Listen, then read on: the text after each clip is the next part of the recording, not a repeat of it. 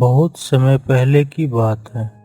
एक गांव में श्याम नाम का किसान अपनी पत्नी और बच्चों के साथ रहता था। वह बहुत ही गरीब था। वह अपना गुजर बसर करने के लिए मुखिया के जमीन पर खेती करता था।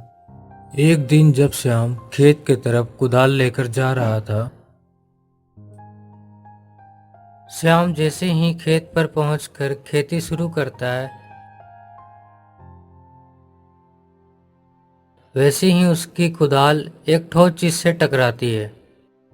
श्याम उसे देखकर हैरान हो जाता है और कहता है कि अरे ये क्या, ये तो कोई बड़ा सा पत्थर मालूम होता है। तभी उस पत्थर में से आवाज आती है, मैं एक जादुई पत्थर हूँ। मैं तुम्हारे बारे में सब जानता हूँ। तुम रोज इस खेत पर इतनी मेहनत करते हो, उसके बाद भी तुम्हारे हाथ कुछ भी नहीं लगता है। मैं ये भी जानता हूँ कि तुम 2 दिन से बहुत ही भूखे हो। इसीलिए आज मैं तुम्हें एक ऐसी चीज़ देता हूँ जिससे अब तुम्हें मेहनत करने की कोई भी ज़रूरत नहीं होगी। इसीलिए आज मैं अपना खजाना तुम्हें देता हूँ।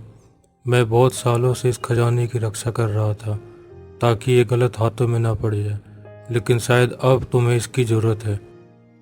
तुम खेत कर कोने पर थोड़ी सी और खुदाई करोगे तो तुम्हें एक धन से भरा हुआ घड़ा मिलेगा, जिससे तुम्हारी सारी ज़रूरतें पूरा हो जाएंगी। इतना कहकर पत्थर शांत हो गया। जब श्याम वहां पर खुदाई करता है तो उसे सच में एक खजाने से भरा हुआ घड़ा मिलता है। श्याम उसे देखकर हैरान हो जाता है, जिसके बाद वह अपनी कुदाल को खेत पर ही छोड़कर उस घड़े को लेकर अपने घर चला जाता है। तभी मुखिया का एक आदमी पेड़ के पीछे से ये सारी बातें सुन लेता है। जब श्याम धन से भरा हुआ घड़ा अपने घर ले जाता है, तब राधा उसे देखकर हैरान हो जाती है। श्याम राधा से कहता है, आज के बाद हमें भूखा नहीं सोना पड़ेगा, हमारी सारी ज़रूरतें पूरी हो जाएंगी। मुखिया को इस घटना के बारे में सब कुछ बता देता है।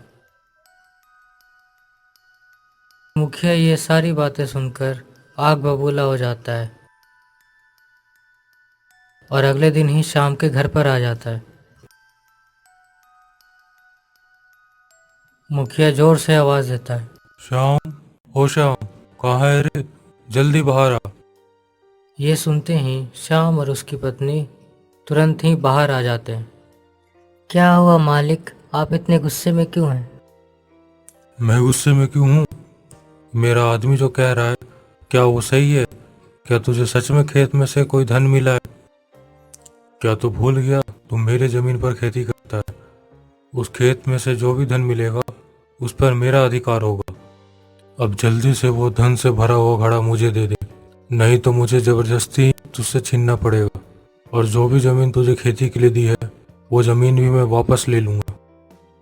डर से श्याम तुरंत ही अपने सोने से भरा हुआ घड़ा मुखिया को दे देता है, जिसे पाकर मुखिया का लालच और बढ़ जाता है। मुखिया सोचता है कि उसके जमीन पर और भी ऐसे कई सारे घड़े होंगे।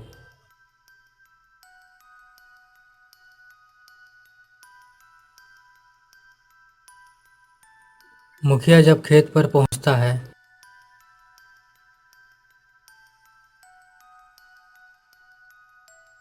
तो उसे सच में एक बड़ा सा पत्थर दिखाई देता है।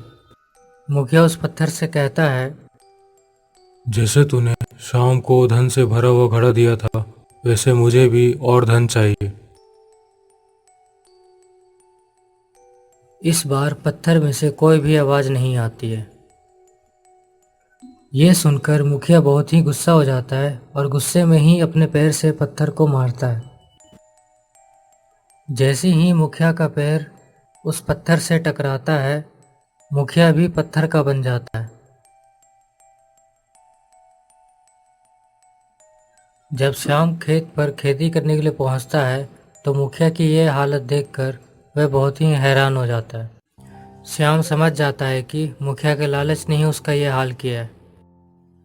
श्याम को दया आ जाती है और वो पत्थर से मुखिया के लिए माफ़ी मांगने लगता है। हे जादुई पत्थर, मुखिया से जो भी गलती हुई है उसके लिए मैं माफ़ी मांगता हूँ।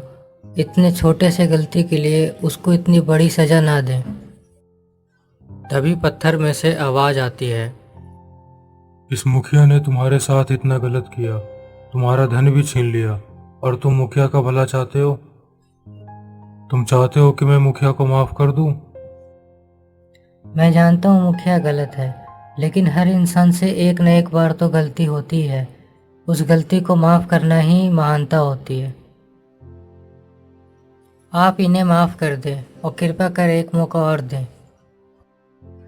कुछ देर बाद मुखिया फिर से सही हो जाता है और कहता है कि हे जादुई पत्थर, मुझे माफ कर दो। मैं लालच में आकर अंधा हो गया था, लेकिन अब मेरी आंखें खुल गई हैं। मैंने श्याम से जो भी धन छीना था, मैं उसे वापस कर दूंगा, और अब से श्याम जो भी खेती करेगा, उस खेत का पूरा फसल भी श्याम को ही मिलेगा। ये सुनकर श्याम और उसकी पत्नी बहुत ही खुश हुए और अपना जीवन अच्छे से व्यतीत करने लगे।